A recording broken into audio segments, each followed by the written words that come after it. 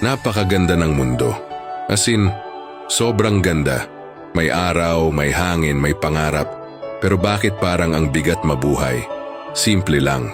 Hindi ang mundo ang problema, yung mga tao lang ang magulo. May mga taong hindi kayang maging masaya kapag may masayang iba. Hindi dahil may mali ka, kundi dahil may kulang sa kanila. Habang ikaw tahimik na umaangat, sila maingay sa panghihila pababa. Habang ikaw, focus sa sariling laban, sila abala sa buhay mo. Real talk. Ang inggit, hindi yan papuri. Reklamo yan ng mga taong ayaw magsikap.